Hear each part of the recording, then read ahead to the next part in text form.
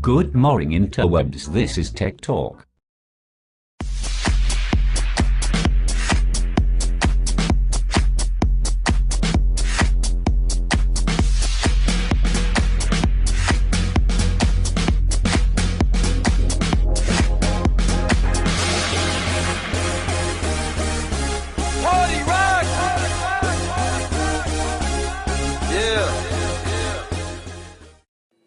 Hey everybody, it's Jeff Webb here, and I'm going to show you guys a couple of really cool things here today for Tech Talk. A couple of great features that have come out by Google, my friends at Google, and as you can see, I am using the Chrome browser here, so I'm just going to delete this in my browser. Oh, actually it's in spam, so that's fine. I want to talk a little bit about Google Maps today, so I'm going to go over to maps.google.com or maps.google.ca, and what they've done recently is, and as you can see, this is a map that's kind of centered on my area, but what they've done recently, they've added in some layers to Google Maps. Very cool for the frequent traveler. And one of the things that they've added, they've always had traffic, but they've added that here as well. So I love using this when I'm trying to get around the city, because I can see in a glance kind of what's going on in terms of traffic, you know, what's going to be busy, what's not going to be busy, which is very helpful. As you can see here, the downtown core of Toronto, always quite busy. The other layer that I like sometimes is transit. So, you know, if I want to know how to get around the city via transit, again, I can just use the transit layer. You know, live traffic shows what transit is going quickly, what's moving slowly. So as you can see, the Queen Street route, quite a bit slower. But if I zoom in, and I'm using my new Lion OS here, you know, I can look at the various different routes that you can take across Queen Street. But here's the one that's really cool that they just added right yesterday, which is the weather area. And basically that's going to give me the weather from across different regions. So here we have Toronto. As you can see, it's 22 degrees Celsius. It's sunny, so it's a nice warm day here in Toronto. But let's say I want to check the weather because I'm going to London. So I'll say London, UK. We'll say Westminster just for now. We go over there. We can see that in London, if we zoom in, again, I've got the different layers on here, so I'm going to take some of those off so that you guys can see it more clearly.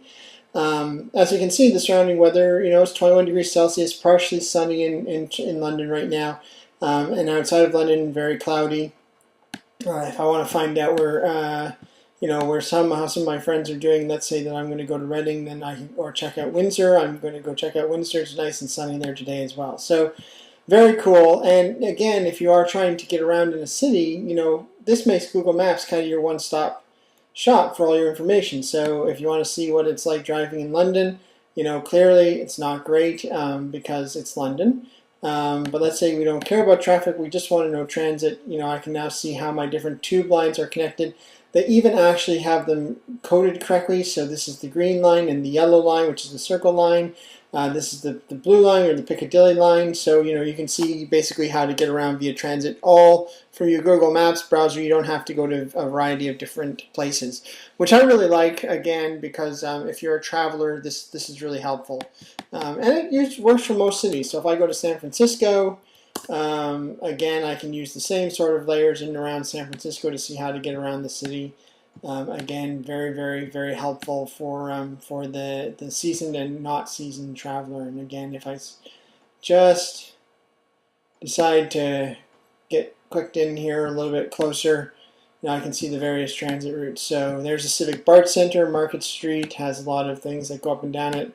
And you know, we have the various streetcar lines on Pine Street and whatnot as well. So very, very cool stuff. So that's kind of the Google Maps that I wanted to show you guys, because I think that's very neat for seasoned and non-seasoned travelers. The other thing is YouTube has done some really cool integration in the last couple of days. So here's YouTube. As you can see, I'm subscribed to some of the big YouTubers out there, but let's go to one of my videos, and we'll go to the Radical Planet 2010 announcement video that I just made. So here it is. As you can see, I've got 11 views so far. Here's the really cool thing about this video. I'm going to pause it so that you guys can hear me, but now we can click on this share button, so we see different options, so we show options. We've always been able to embed or email the video. We've added to Facebook, Twitter, or Google+, but here's a really cool thing. I can now start a Google+ Hangout and watch it with my friends. So if I click on this, I will then go to a Hangout, and it's just going to try and catch up here. It's just going to take a couple seconds for it to log in. But I'm already logged into Google Plus, and I have to install a plugin to get it because I don't have the OS X 10.5 plugin. So I'm just going to say that I'm going to save that and install it. That's the Google Voice and Video plugin. So this is a fairly simple step that you are all going to have to take if you want to do this. I've got a DMG file. Those of you who are on PCs will have an exe file. So there we go. We're just going to get the video, Google Voice and Video setup done. It's checking my volumes. It's mounting. It's finishing it. Okay. So that should now be installed. And again, I can go over here and I can say start a Google Hangout. And again, because I'm in the Chrome browser, which is kind of, it's probably not going to work because I need to actually install it. Because I'm in the Chrome browser, it's a lot easier to do this. So it's going to make me open up the package. I'm not going to show you guys this whole thing because it's going to take a little while, but that's kind of a very cool thing. Again, if you are putting together a new video or some video content that you want to share, Google Hangout is a great place to share it. We're going to be using Google Hangouts during Radical Planet so that you're going to be able to, if you're not able to attend, you're able to speak with track leaders, to have some mini tracks via Google Hangout. That's about it for me today, folks. I hope you have a great weekend, and I will see you next week.